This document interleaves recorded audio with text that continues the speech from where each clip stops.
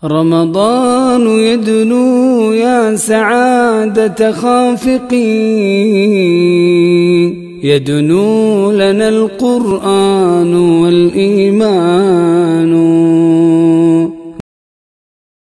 Assalamualaikum warahmatullahi wabarakatuh.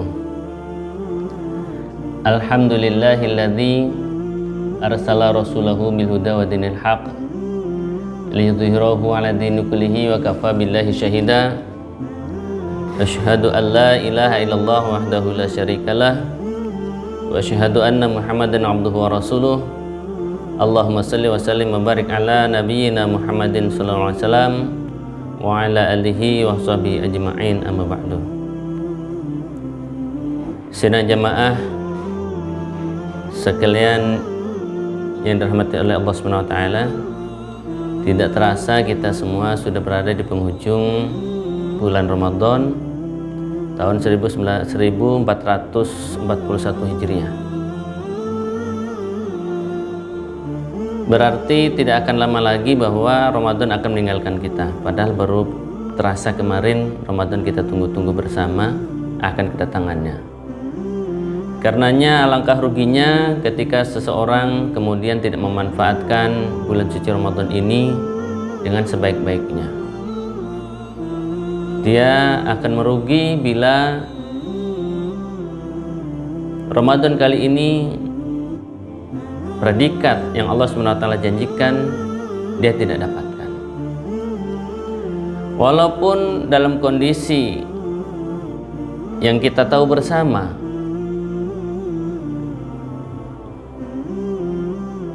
serangan makhluk kecil yang bernama virus, entah itu disengaja oleh oknum-oknum, oleh orang-orang yang tidak bertanggung jawab, atau memang karena betul-betul murni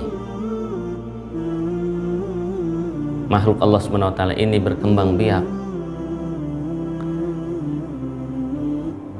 Oleh karena itu, Bapak dan sekalian, tentu kita ingin bahwa Ramadan kali ini adalah Ramadan yang berkualitas, sehingga keuntungan kita yang kita dapat adalah predikat takwa dari Allah Subhanahu wa taala, predikat sebagai seorang muttaqin, sebagai orang yang bertakwa kepadanya. Itulah predikat terbaik di sisi Allah Subhanahu wa taala, prestasi yang terbaik yang bisa dipersembahkan kepadanya. Ikhwani rahimakumullah,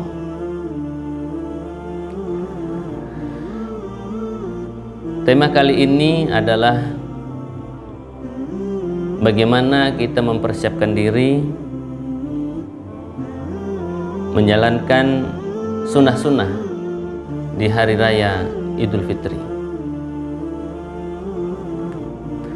Rasulullah SAW memiliki kebiasaan yang Rasulullah buat, itulah yang kemudian menjadi sunnah dan kemudian diikuti oleh para pengikutnya, oleh umat-umat Islam sebagai pengikut kebaikan Nabiullah Muhammad SAW. Kita umat Islam hari ini juga memiliki sunnah, kebiasaan. Ya, kebiasaan kalau hari raya itu banyak, tapi itu bukan sunnah Rasulullah. Kebiasaan itu bukan yang dicontohkan Rasulullah. Karenanya yang kita inginkan adalah sunnah dari baginda Rasul SAW, dan itu adalah merupakan kebaikan yang bila kita lakukan, maka kebaikan itu merupakan kebaikan yang bernilai ibadah, atau paling tidak bernilai bahwa kita ini mencintai Rasul dan kita juga melakukan apa yang dilakukan oleh baginda Rasul SAW. Yang pertama di antara sunnah-sunnah di hari raya Idul Fitri adalah mandi sebelum sholat Idul Fitri.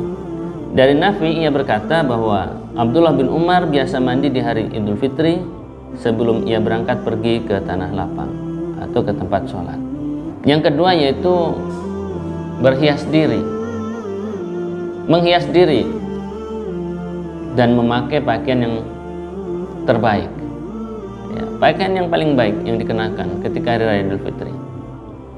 Nabi SAW memiliki jubah khusus yang beliau gunakan untuk sholat Idul Fitri dan Idul Adha, juga untuk digunakan pada hari Jumat. Nah, itu yang kedua. Kemudian yang ketiga, Bapak-Ibu sekalian, menandakan bahwa telah berakhirnya bulan suci Ramadan, maka kemudian sunnah Nabiullah Muhammad SAW adalah makan sebelum menjalankan ibadah sholat Idul Fitri. Ya, jadi sesaat sebelum sholat Idul Fitri, sebelum berangkat, hendaknya kita makan dulu makanan yang halal yang ada di rumah kita. Jadi Rasulullah SAW biasa berangkat sholat id pada hari Idul Fitri, dan sebelumnya beliau makan terlebih dahulu. Sedangkan pada hari Idul Adha beliau tidak makan terlebih dahulu, kecuali setelah pulang dari sholat id baru beliau menyantap hasil kurbannya. Ya, hadis riwayat Ahmad. Kemudian dari Anas bin Malik radhiyallahu anhu berkata, Rasulullah SAW tidaklah keluar pada hari Idul Fitri ke tempat sholat sampai beliau makan beberapa kurma terlebih dahulu. Beliau memakannya dengan jumlah yang ganjil. Ikhwani rahimakumullah. Kemudian yang keempat adalah bertakbir dari rumah menuju ke tempat sholat. Ketika puasa Ramadan telah sempurna, kita perintahkan untuk mensyukurinya dengan memperbanyak takbir, dengan berzikir kepada Allah SWT, dengan memperbanyak takbir, ya. Allah SWT berfirman, walitukmilu iddata walitukabbirullaha ala ma hadakum wa la'allakum tashkurun. Ya, dan hendaklah kamu mencukupkan bilangannya, dan hendaklah kamu mengagungkan Allah atas petunjuknya yang diberikan kepadamu, supaya kamu bersyukur. Surat Al-Baqarah ayat 185. Ikhwani rahimakumullah. Jadi bertakbir mengagungkan Allah Subhanahu wa taala yang dilantunkan, ya. Jadi berzikir dengan mengagungkan Allah Subhanahu wa taala. Nah, dalam satu riwayat disebutkan bahwa Nabi SAW biasa keluar hendak sholat pada hari raya Idul Fitri sambil bertakbir sampai di lapangan dan sampai sholat hendak dilaksanakan. Ketika hendak sholat dilaksanakan, beliau berhenti dari bertakbir. Kemudian yang kelima, di antara sunnah-sunnah baginda Rasul adalah saling mengucapkan salamat atau tahniyah. Jadi ucapan-ucapan kebaikan, doa-doa kebaikan, saling mendoakan, saling mengucapkan selamat dengan diraihnya keberkahan, kemenangan di hari raya Idul Fitri ini. Ikhwani, kemudian yang berikutnya, yang keenam, yaitu pulang, berangkat dan pulang dari tempat sholat id dari jalan yang berbeda.